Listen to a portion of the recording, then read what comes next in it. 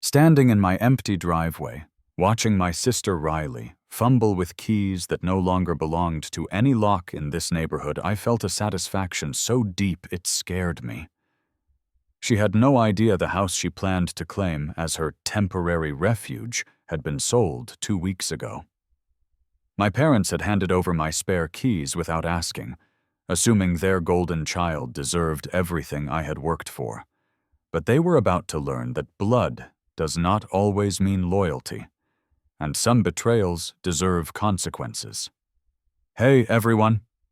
Before we dive into this wild family revenge story, I would love to know where you are watching from. Drop your city in the comments below.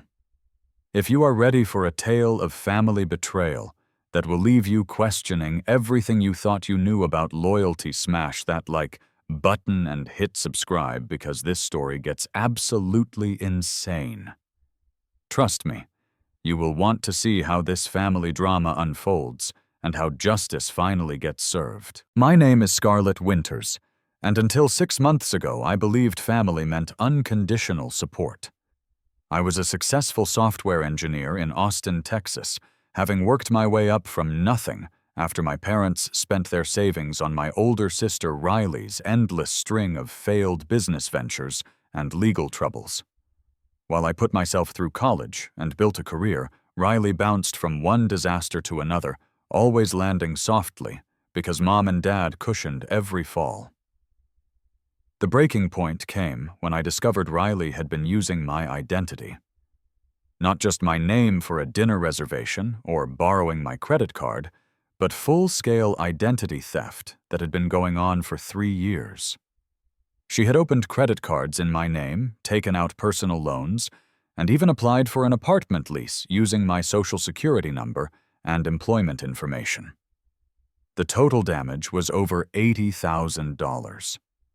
I found out during what should have been the happiest moment of my life. I was pre-approved for a mortgage on my dream house, a beautiful craftsman home in South Austin with a huge oak tree in the front yard. But when the final credit check came back, everything fell apart.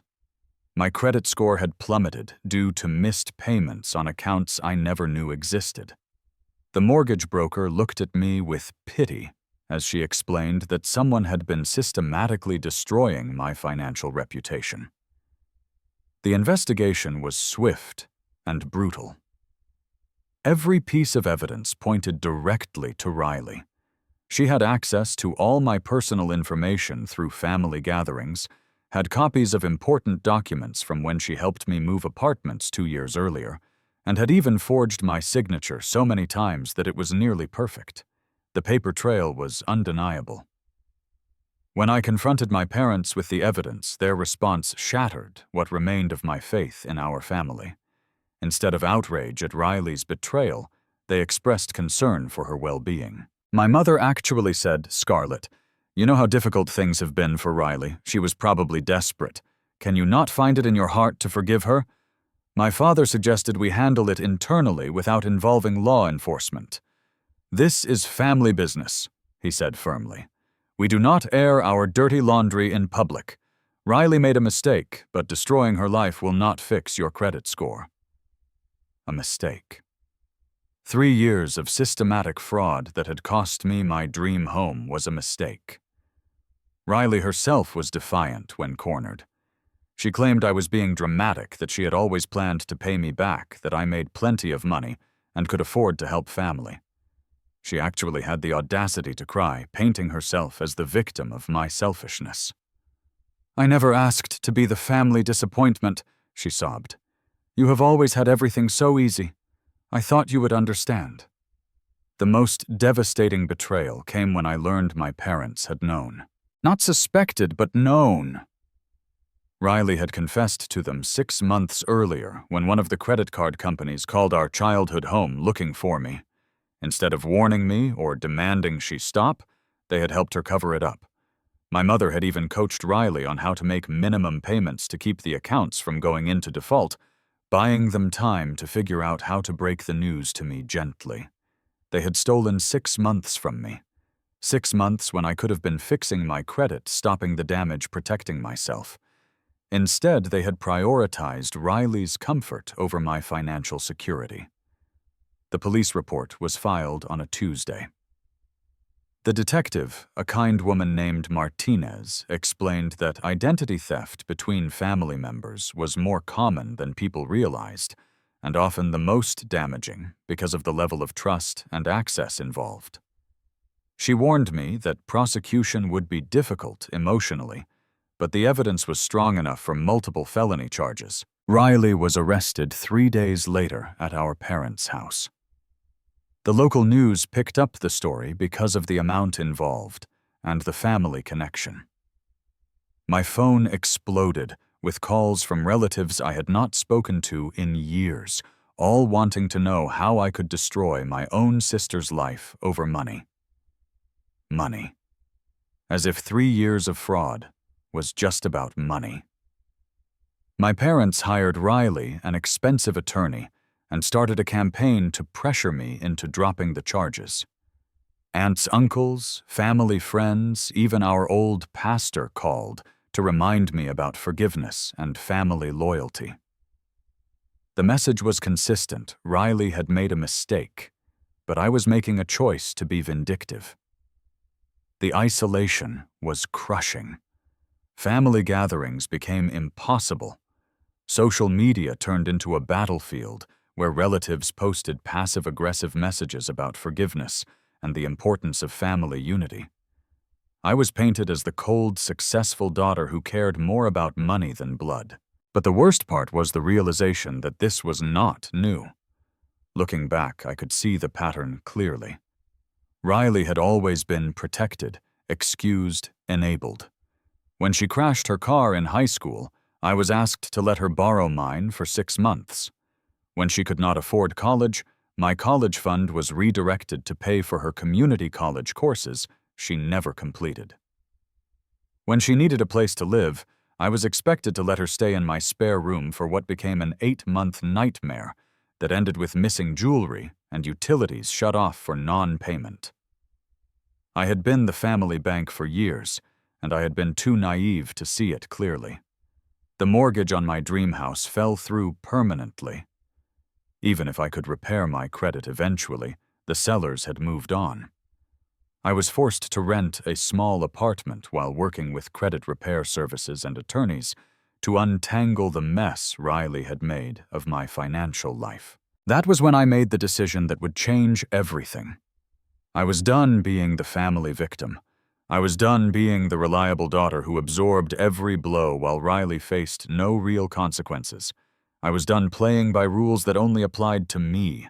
If they wanted to treat this as a war, I was going to win it. The turning point came during Riley's arraignment.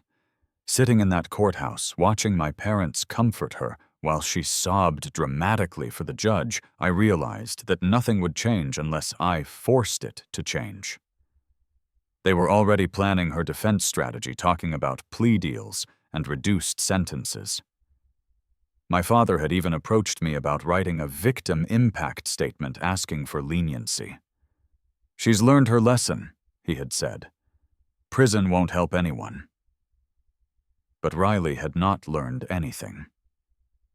Even facing felony charges, she maintained that I was overreacting. During one particularly heated family phone call, she actually said, "I can't believe you're putting me through this over some credit cards. You're destroying our family." I hung up and made a decision that felt like stepping off a cliff. I was going to disappear from their lives completely, but not before teaching them exactly what it felt like to lose something they thought they could always count on. My plan began with research. I spent weeks documenting every instance of favoritism, every time I had been expected to sacrifice for Riley's benefit, every dollar I had loaned or given that was never repaid. The pattern was staggering. Over the past 10 years, I had directly or indirectly subsidized Riley's life to the tune of over $100,000, not counting the identity theft. I also hired a private investigator to dig deeper into Riley's recent activities. What we found was worse than I had imagined. The identity theft was not her first fraud. She had been scamming people through fake online businesses, taking payments for products she never delivered. She had convinced 3 different men to send her money for various sob stories. She had even filed fraudulent insurance claims on accidents that never happened. My sister was not a desperate person who had made a mistake. She was a career criminal who had been protected by our parents for so long that she believed she was untouchable. The private investigator's report became evidence in the criminal case, but I kept copies for my own purposes. If my family wanted to play games about loyalty and forgiveness, they needed to understand exactly who they were protecting. Meanwhile, I began quietly restructuring my entire life. The rental apartment was temporary, a staging ground, while I made bigger moves. I started working with a realtor to find a new house, something my family had never seen and would never be welcome in. I opened new bank accounts at different institutions, changed all my passwords, and even got a new phone number that I did not share with anyone in my family. The most important step was emotional. I started therapy with Dr. Sarah Chen, a specialist in family trauma and toxic relationships. She helped me understand that what I was experiencing was not just ordinary family conflict, but systematic emotional and financial abuse disguised as family loyalty. When consequences only flow in one direction, she explained, that's not family, that's exploitation. Dr. Chen helped me recognize that my parents' reaction to Riley's crimes was not about love or forgiveness. It was about maintaining a system that benefited them. Riley's chaos kept the focus off their own shortcomings as parents, and my stability made me the perfect scapegoat for family problems. As long as I kept absorbing the damage and paying the costs they never had to face the reality of what they had created. The breakthrough session came when Dr. Chen asked me a simple question. If a stranger had stolen your identity and your parents had helped cover it up, would you continue having a relationship with those people? The answer was obvious. No rational person would maintain contact with people who had betrayed them so completely. But because they were family, I was somehow expected to swallow the abuse and call it love. That was when I decided to treat them exactly like I would treat strangers who had betrayed me. The house purchase happened faster than expected. A software startup I had done consulting work for was relocating, and the CEO was desperate to sell his house quickly. It was actually better than my original dream house, a gorgeous mid-century modern with a pool and guest house in one of Austin's most desirable neighborhoods. The price was fair, and because I was paying cash from liquidating investments, there were no credit issues. I had learned to live far below my means during my years of supporting Riley, so I had more savings than my family realized. The house purchase, moving expenses, new furniture, everything was paid for without touching my regular income. To anyone looking at my old bank accounts, it would appear I was living in the rental apartment and struggling financially. This was crucial for the plan that was forming. Riley's criminal case was proceeding slowly. Her attorney was filing motion after motion trying to get charges reduced or dismissed. My parents were funding this expensive legal defense while pressuring me to cooperate with plea negotiations. They wanted me to agree to restitution instead of prison time, essentially letting Riley pay me back over time while facing no real consequences. I refused. Every conversation about plea deals was met with the same response. She can discuss restitution with the prosecutor. I'm not negotiating privately. This infuriated them. My mother called me selfish and vindictive. My father accused me of using the legal system for revenge instead of justice. Relatives continued their campaign of guilt and manipulation, but I had stopped engaging entirely. The silence was powerful. For the first time in my life, I was not available to absorb their emotions, solve their problems, or subsidize their poor decisions. They were experiencing what it felt like when the family bank was permanently closed. But I wanted them to understand loss more completely. The final piece of my strategy involved the house keys. I knew my parents still had my spare keys from the rental apartment. During the years when Riley lived with me on and off, I had given them keys for emergencies. They still saw themselves as having access to my life whenever it was convenient for them. I also knew that Riley would eventually need somewhere to stay. Her legal troubles were mounting, and her current living situation was unstable. In the past, I would have been expected to open my doors again, no questions asked. They were probably already assuming I would take her in once the criminal case was resolved. Instead, I was going to show them exactly what it felt like to discover that the safety net they took for granted had disappeared without warning. The trap was set. All I had to do was wait. The waiting period was actually productive. While my family struggled with Riley's legal issues and mounting attorney fees, I was building a new life that they knew nothing about. The beautiful thing about cutting toxic people out completely is how much mental energy it frees up for positive relationships. Through Dr. Chen's therapy group, I met other people who had survived family betrayal. There was Marcus, whose brother had embezzled from their family business, and Jennifer, whose sister had convinced their elderly parents to change their will.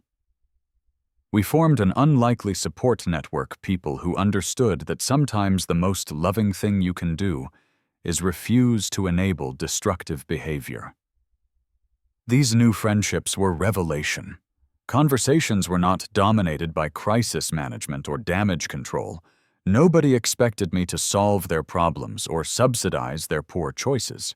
For the first time in years, I experienced relationships based on mutual respect, rather than one-sided obligation. My career also flourished without the constant stress of family drama. I accepted a promotion that required occasional travel, something I had avoided before, because Riley often needed immediate help with various emergencies.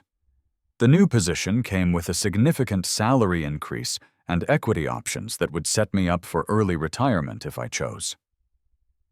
The house renovation became my creative outlet.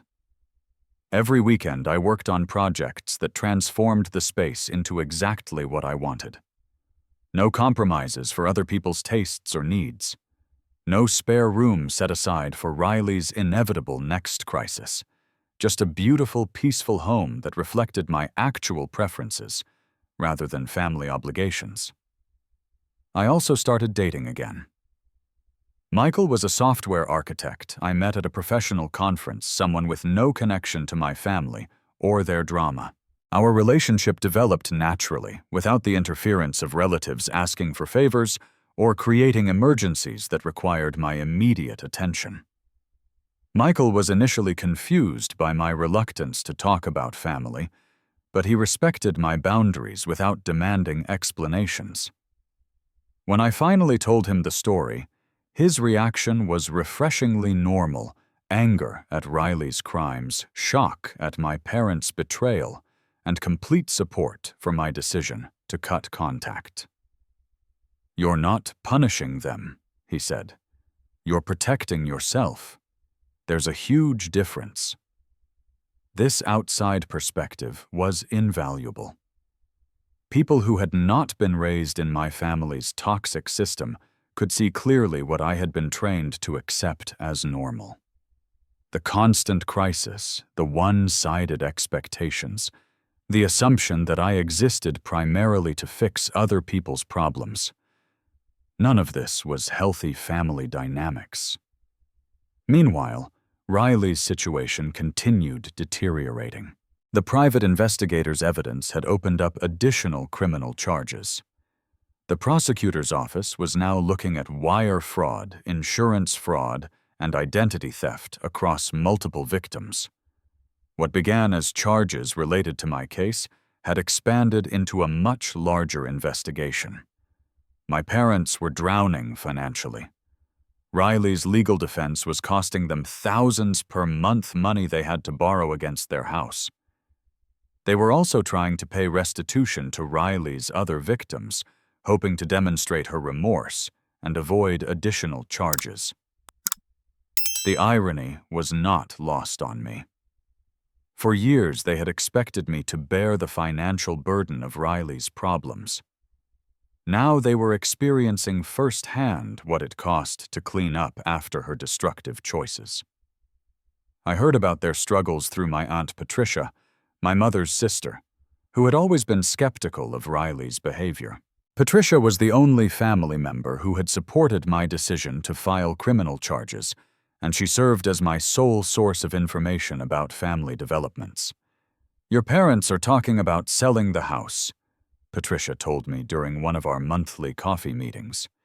"The legal bills are overwhelming them, and Riley is getting worse, not better. She's angry that the plea negotiations aren't going her way." This was exactly what I had expected. Riley had never faced real consequences, so she was incapable of accepting responsibility or showing genuine remorse. Instead, she was doubling down on victim mentality and blaming everyone else for her situation. "She keeps saying you could stop all this any time by dropping the charges," Patricia continued. "She actually thinks you're the problem." Patricia was also my early warning system for their increasingly desperate attempts to re-establish contact. They had tried calling my old number, sending emails to accounts I no longer used, and even showing up at my former apartment. The new tenants had reported harassment, and the property management company had sent my parents a letter threatening police involvement if they continued bothering residents. "They're planning something," Patricia warned. "Your mother mentioned getting keys from somewhere. I think they're going to try to surprise you at home to force a conversation." This was exactly what I had been waiting for. My parents still had spare keys to my old rental apartment, but they did not know I had moved. In their minds, I was still living in the same place, probably struggling financially due to Riley's identity theft, and would eventually need family support. They were about to discover how completely wrong they were.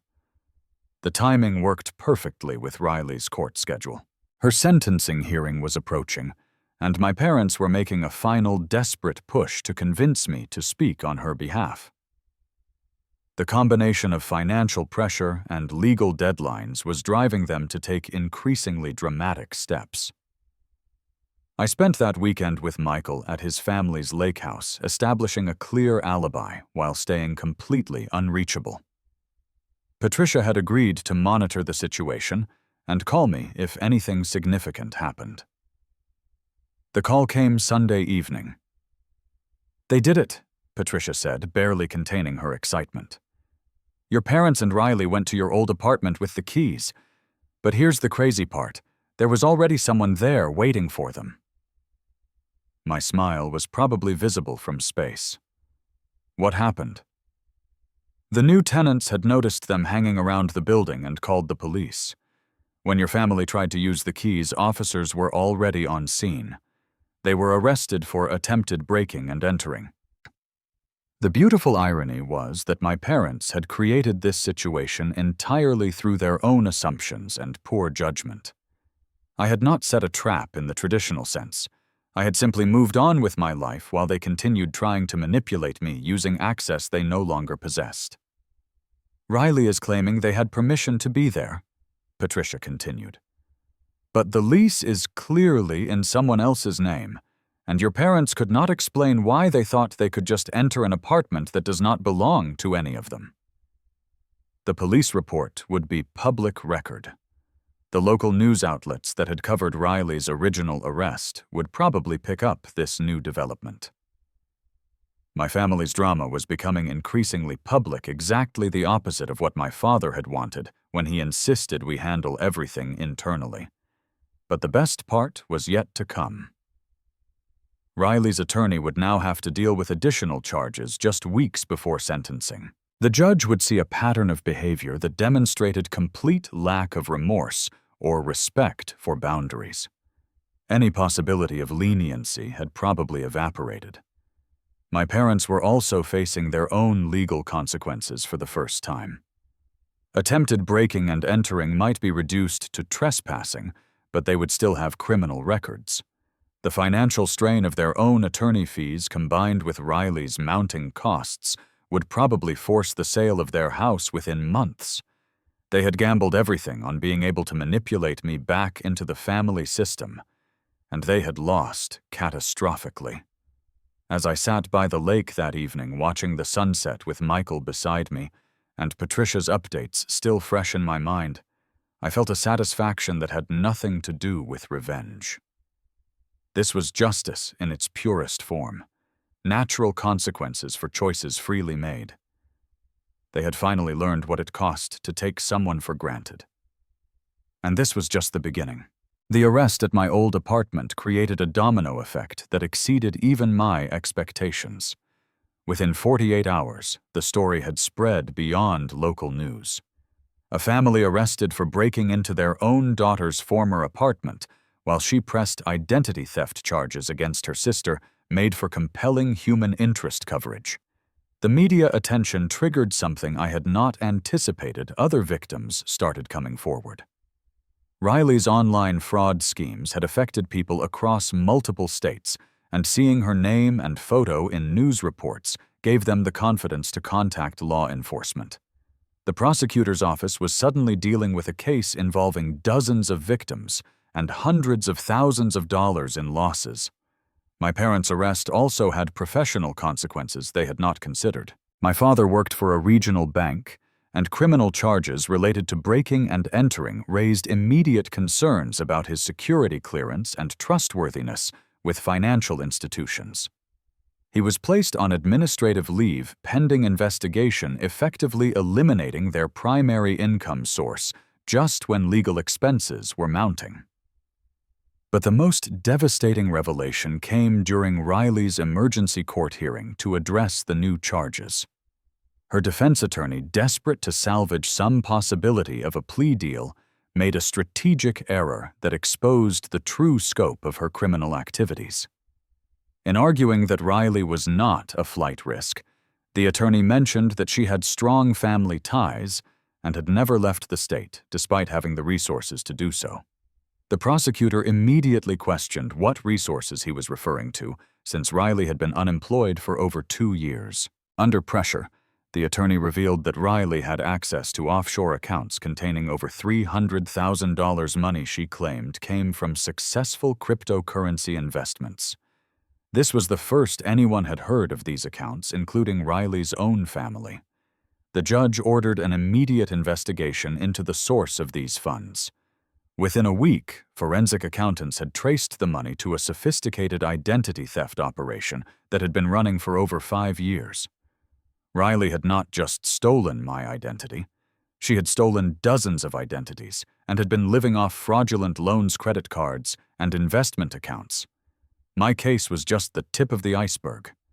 The federal government took over the investigation. What had started as a family dispute over credit cards was now a multi-state federal crime involving wire fraud, mail fraud, identity theft, and money laundering. Riley was looking at decades in federal prison, and the offshore accounts were frozen as evidence. My parents finally understood the magnitude of what they had been protecting.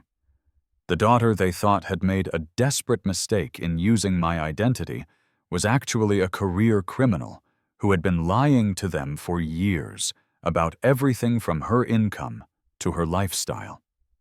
The revelation destroyed my mother emotionally. She had spent months defending Riley, borrowing against their home to pay legal fees and pressuring me to show mercy to someone who was manipulating all of us. Learning that Riley had hundreds of thousands of dollars hidden away while watching our parents sacrifice their retirement savings broke something fundamental in their relationship. My father's reaction was different, but equally devastating.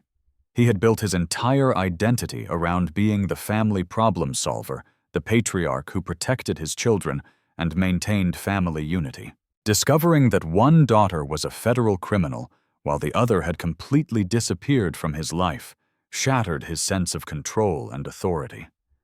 The family began imploding in spectacular fashion. My mother filed for separation, claiming she needed space to process the betrayal.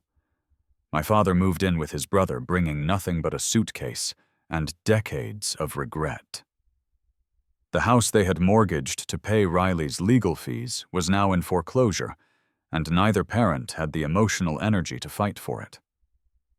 Patricia kept me informed of these developments, but even she was struggling with the magnitude of the deception. I keep thinking about all the times Riley came to family dinners talking about her business ventures, she told me. We thought she was just unlucky, or maybe not very smart. We never imagined she was stealing from dozens of people. The media coverage intensified when the federal charges were announced. Riley's sophisticated operation had included fake businesses, fraudulent investment schemes, and elaborate identity theft networks. She had been living in a luxury apartment under a false name, driving expensive cars purchased with stolen money, and maintaining multiple fake social media profiles to support her various cons. The woman my parents had been protecting was essentially a stranger who had been playing a role for years. Even her supposed failures and business disasters had been carefully crafted lies designed to extract money and sympathy from family members. But the most shocking revelation came during the asset forfeiture hearings. Federal investigators had uncovered evidence that Riley had been planning to disappear entirely. She had been systematically moving money offshore, had obtained fraudulent identification documents, and had even purchased plane tickets to countries without extradition treaties with the United States.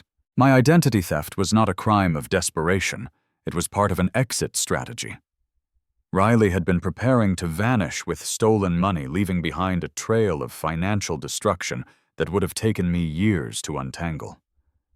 If I had not discovered the identity theft when I did, I might never have found her or recovered any of the stolen funds. The prosecutors used this evidence to argue that Riley was indeed a flight risk and a danger to the community. Bail was revoked, and she was held in federal detention pending trial. The woman who had spent her entire life being rescued by family was finally facing consequences with no possibility of escape. My parents' attempts to visit Riley in federal detention were pathetic and heartbreaking. She refused to see them, apparently blaming them for not doing enough to prevent her arrest. The daughter they had sacrificed everything to protect would not even take their phone calls. The final twist came when federal investigators contacted me directly. As one of Riley's earliest victims, and the person who had initiated the investigation, they needed my cooperation for the prosecution. But they also had surprising news. I was entitled to significant restitution from the frozen offshore accounts. Your sister stole your identity, but she also used the fraudulent credit she built in your name to generate substantial profits, the lead investigator explained. Under federal law, you have a claim to those profits as well as compensation for damages. The amount was staggering. Between direct restitution and my share of the seized assets, I would recover not just what Riley had stolen, but significantly more. The government's case was so strong that Riley's attorneys were already discussing plea agreements that would guarantee maximum restitution to victims. Justice was not just being served. It was being served with interest. Standing in my beautiful home, surrounded by the life I had built without any help from my toxic family, I finally understood what freedom felt like. Riley was facing decades in federal prison. My parents had lost their home, their savings, and their marriage while gaining nothing but the truth about who they had really been protecting. And I had emerged stronger, wealthier, and surrounded by people who actually cared about my well-being. The girl who had always been expected to sacrifice for family had become the woman who refused to sacrifice herself for anyone. The federal trial was a media sensation that exposed every ugly detail of Riley's criminal enterprise. Sitting in that courtroom, listening to prosecutor after prosecutor detail the scope of her fraud, I felt a mixture of vindication and grief that surprised me with its intensity. Riley looked nothing like the sister I had grown up with. Federal detention had stripped away the designer clothes purchased with stolen money, the expensive hairstyles maintained with fraudulent credit cards, and the confident demeanor that had fooled our entire family for years. She appeared small, defeated, and for the first time in her life, completely alone. The testimony from other victims was devastating. Elderly retirees who had lost their life savings to Riley's fake investment schemes. Young families whose children's college funds had disappeared into her offshore accounts. Small business owners whose companies had failed because Riley had stolen their operating capital through elaborate contractor fraud. My parents attended every day of the trial, sitting in the back row, and watching their golden child's true nature get dissected in excruciating detail. The daughter they had protected, enabled, and funded was revealed to be a predator who had targeted vulnerable people with the same manipulative skills she had used on our family. The most damaging testimony came from Riley's former roommates and boyfriends.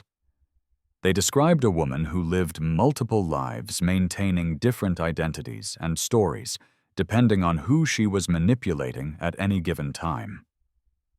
She had told one boyfriend she was a successful day trader, while telling another she was inheriting money from a wealthy grandmother.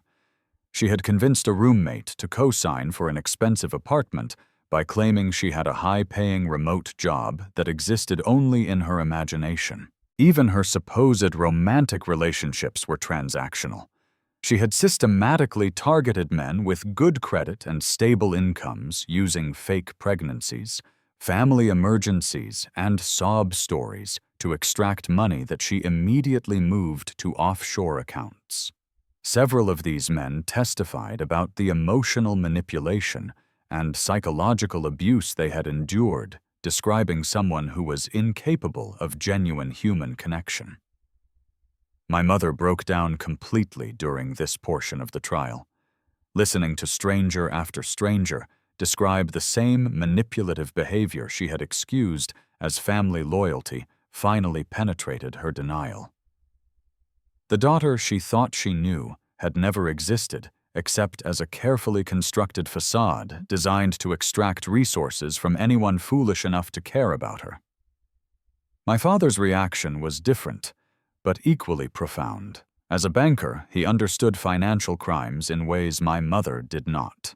Hearing the details of Riley's sophisticated money laundering operation forced him to confront the reality that his daughter was not just a troubled person who had made poor choices, but a calculating criminal who had been deceiving everyone around her for years.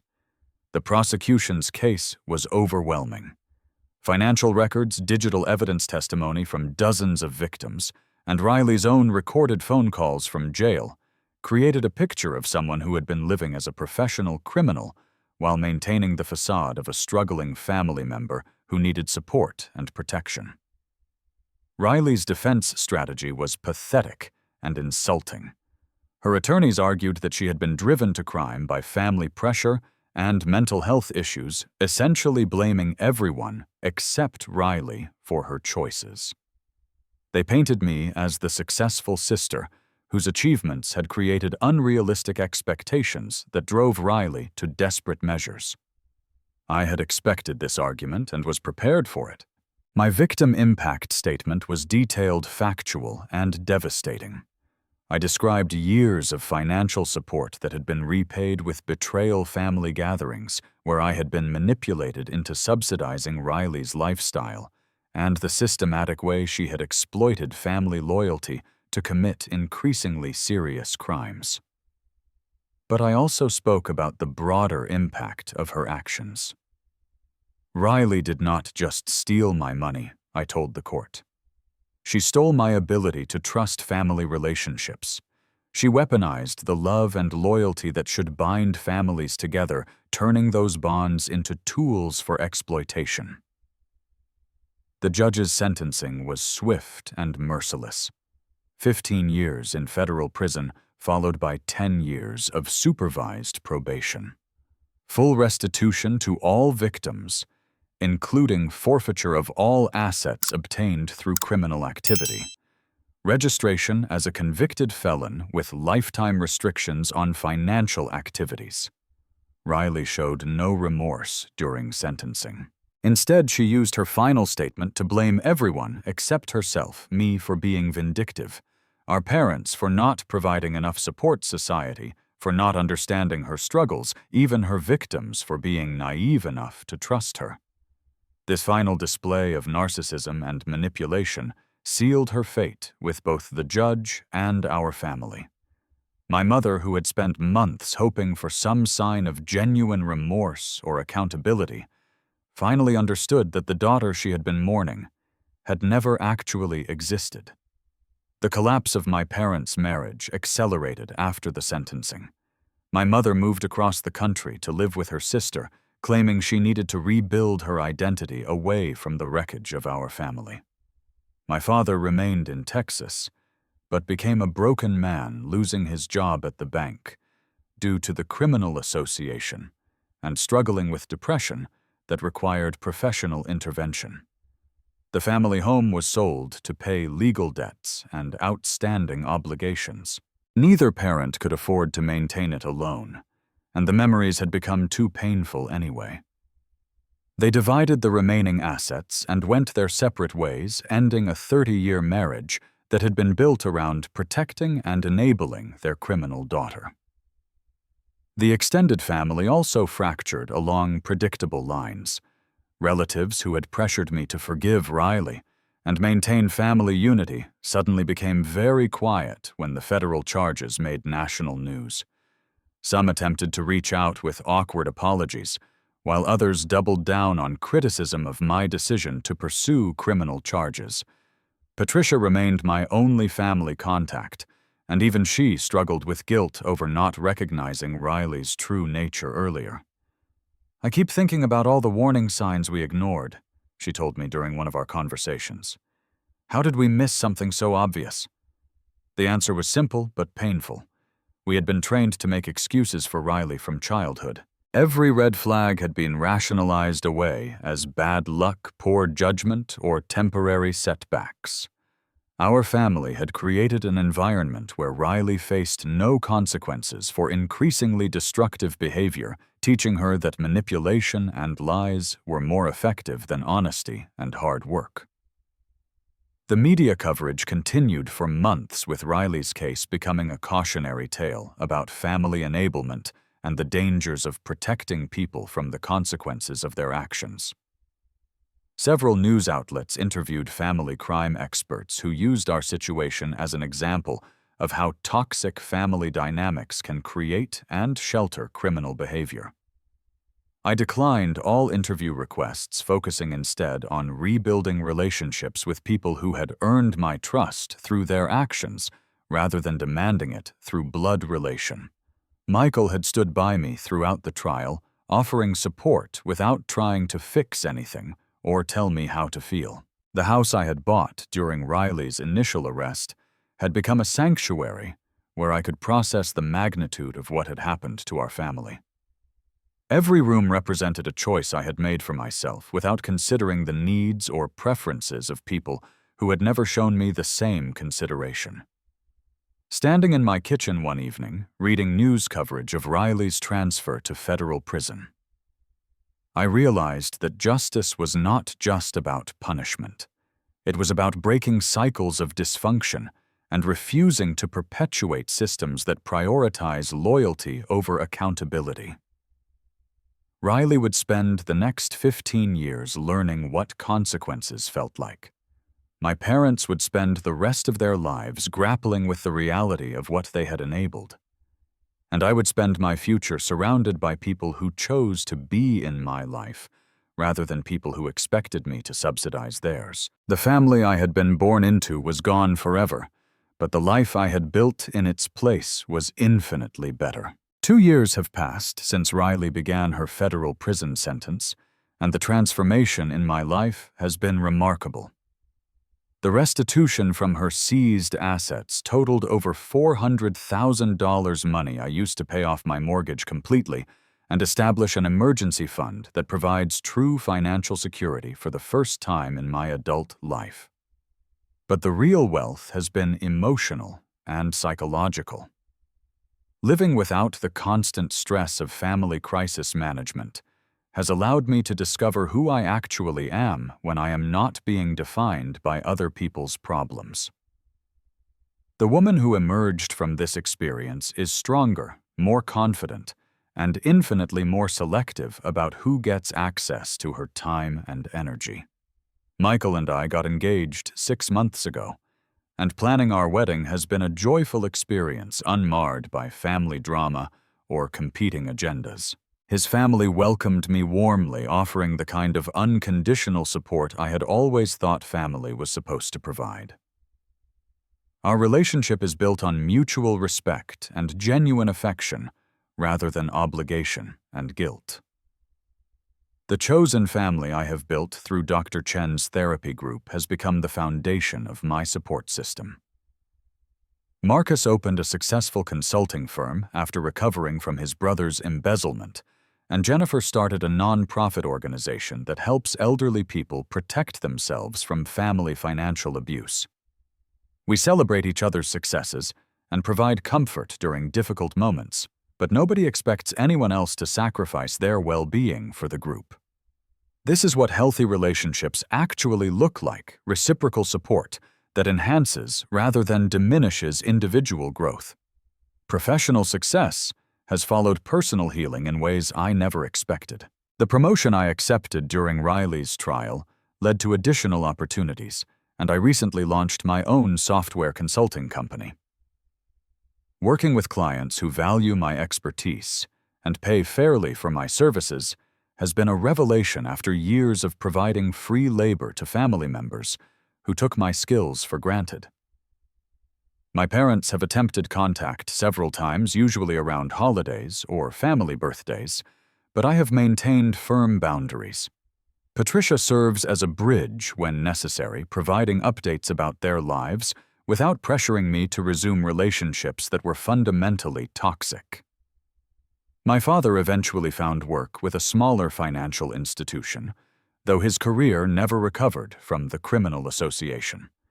He lives alone in a modest apartment and has been attending therapy to process his role in enabling Riley's behavior. According to Patricia, he frequently expresses regret about prioritizing family loyalty over individual accountability. My mother has struggled more significantly with the aftermath. The revelation that she had spent decades protecting and funding a career criminal shattered her identity as a nurturing mother who always saw the best in her children. She has been diagnosed with clinical depression and anxiety conditions that require ongoing medical management. Neither parent has ever directly apologized for their role in the financial abuse I endured or for prioritizing Riley's comfort over my safety and security. This is probably because acknowledging their culpability would require confronting the magnitude of damage they caused through years of poor judgment and misplaced priorities.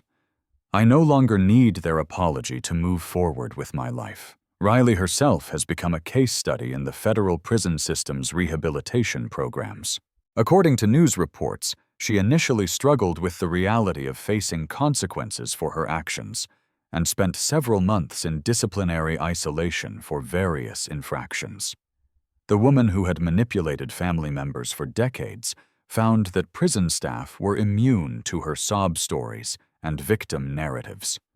She has since been transferred to a minimum security facility where she works in the prison library and participates in financial literacy programs designed to help inmates understand legal ways to manage money. The irony of Riley learning basic financial responsibility while serving time for sophisticated financial crimes is not lost on anyone who knows her history. I have no interest in visiting her or maintaining any relationship during her incarceration. The person I grew up with was essentially a fiction created to facilitate manipulation and abuse. The real Riley is someone I never actually knew, and I have no desire to get acquainted with her now. The extended family has largely moved on from our drama, though several relatives have privately reached out to express regret for their initial reactions. Cousin Jamie admitted that she had always suspected Riley was lying about her business ventures, but had been afraid to voice concerns that might disrupt family harmony. Uncle Robert confessed that he had noticed financial discrepancies when Riley helped plan our grandmother's funeral, but had chosen to overlook them rather than cause conflict. These conversations have been validating, but also frustrating. So many people had pieces of the truth, but chose silence over accountability, allowing Riley's abuse to continue and escalate. The collective denial enabled her criminal behavior while isolating me when I finally demanded justice.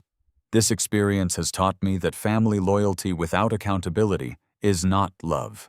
It is enabling. Real love requires honesty, boundaries, and the courage to confront destructive behavior even when it is inconvenient or uncomfortable.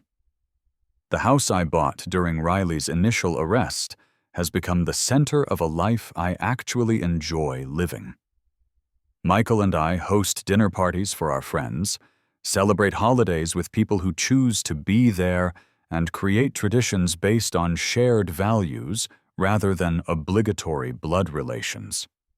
Last month, we started volunteering with a local organization that helps identity theft victims navigate the recovery process.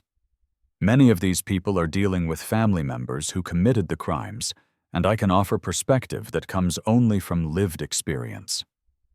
The hardest part is not the financial damage, one woman told me during a support group meeting. It is accepting that someone you trusted completely was willing to destroy your life for their convenience. I understand this completely. The betrayal of trust cuts deeper than any financial loss, and the recovery process requires rebuilding not just credit scores, but fundamental beliefs about human nature and family relationships.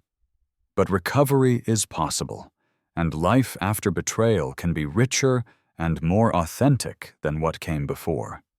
As I write this story, I am sitting in my home office looking out at the garden Michael and I planted together last spring. Tomorrow, we are having dinner with Jennifer and Marcus to celebrate the launch of my consulting firm. Next week, we are visiting Michael's family for his nephew's graduation. These are the rhythms of a life built on choice rather than obligation, genuine affection rather than manufactured loyalty, and mutual respect rather than one-sided sacrifice. The girl who was raised to believe that family meant enduring abuse for the sake of unity has become a woman who understands that the most loving thing you can do is refuse to enable destructive behavior. Sometimes justice looks like prison sentences and asset forfeiture.